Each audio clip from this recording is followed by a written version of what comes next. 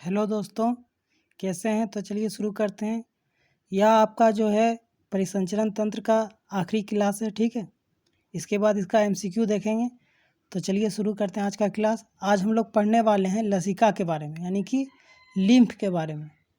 आखिर लसिका कहते किसको है। तो हम जानते हैं कि यह जो होता है हमारा वो धमनी होता है, और धमनियाँ आगे चलकर शरीर के ऊतकों में अन्य छोटी छोटी रुधिर वाहिकाओं में विभाजित हो जाता है, जिसे केशिकाएं कहते हैं, ठीक है। जिसे कहते हैं केशिकाएं। यहाँ पर देखिए ये है केशिकाएं, जिसको कहते हैं कैपिलरीज। तो यह जो केशिकाएं होती है जिसको कैपिलरीज कहते हैं, वह अत्यंत एकदम महीन महीन सा नस होता है हमारा, ठीक है।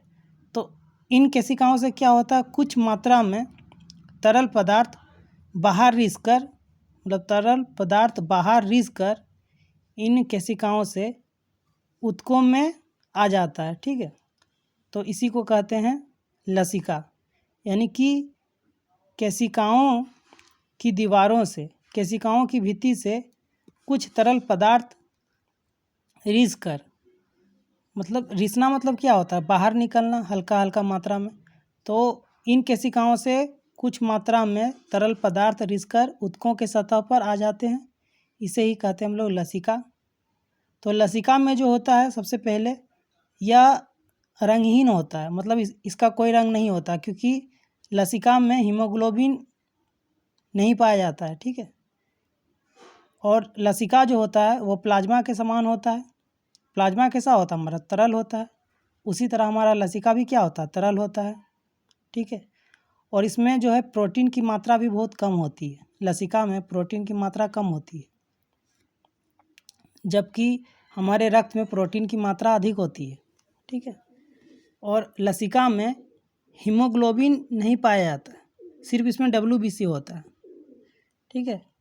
और लसिका जो है ऊतकों में आ जाता है, इसीलिए इसको क्या कहते हैं, ऊतक तरल कहते हैं। ऊतक तरल भी कहते हैं क्योंकि केशिकाओं से रिस कर यह ऊतकों में आ जाता है, ठीक है। अब हम लोग देखते हैं कि लसिका का आखिर कार्य क्या है।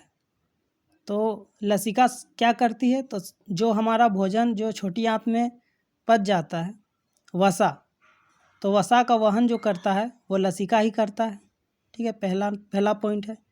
दूसरा पॉइंट है आपका कि जो अतिरिक्त जो तरल भाग जो रक्त से निकला हुआ है वह वापस रुधिर में आ जाता है, खून में ही आ जाता है। मतलब केशिकाओं के द्वारा जो अतिरिक्त तरल भाग बाहर निकल जाता है, तो उसको वह रुधिर में वापस लाने का कार्य भी कौन करता है, लसिका करता है, ठीक है। और जो कभी कभी क्या होता है कि हमारे शरीर के अंदर में कुछ जीवाणु आ जाते हैं, हानिकारक जीवाणु, तो उनका जो भक्षण भी करता है, मतलब उनको अवशोषित जो करता है वो कौन करता है, लसिका करता है, ठीक है। तो यही सब कार्य है। तो चलिए देखते हैं।